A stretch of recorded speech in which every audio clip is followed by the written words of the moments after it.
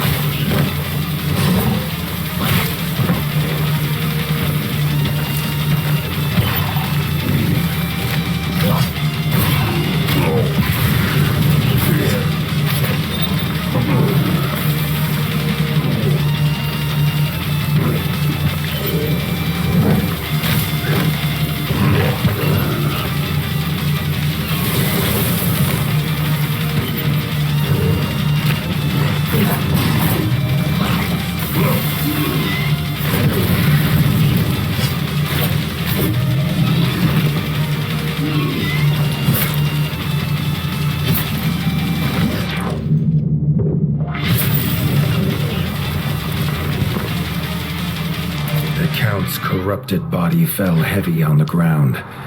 Arlo rushed to the edge, calling for the king, but the only answer in the mist was the icy wind. The war was won, but Arlo could not feel the victory. He barely noticed his friends join him. The fellowship bowed their heads in honor of their brave king. The tale of this war would be as much of loss as of winning.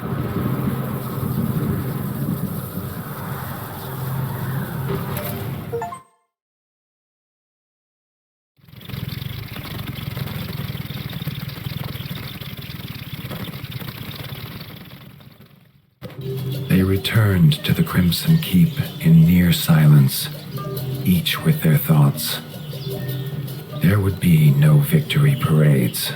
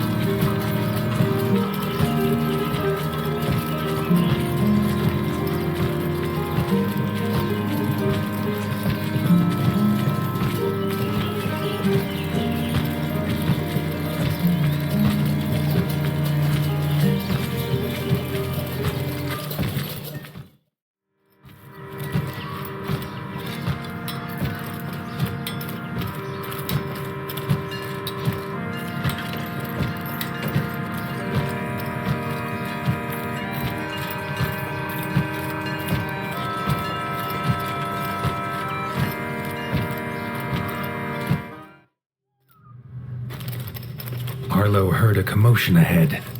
In the throne room were raised voices. Bertel stood in front of Reggie's throne, holding the crown, asking who should now carry this burden. Dennis barged forward to claim it. He was brother of the king.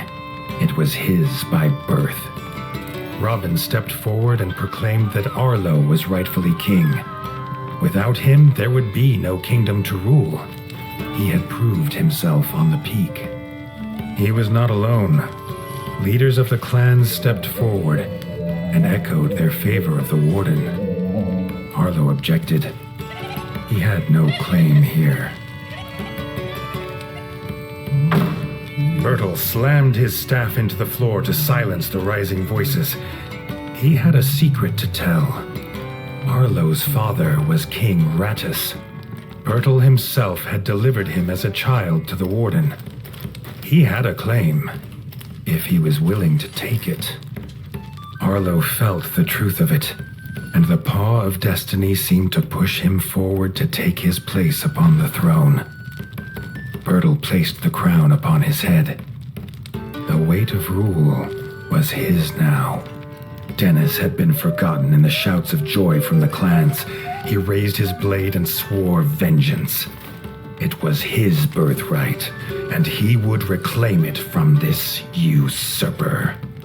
Arlo set aside the warden and became the king. A new dawn broke over the land, bright and clear. The king sensed it would not last. The promise of his half-brother would surely mean war would come again. But that, as they say, is a tale for another time.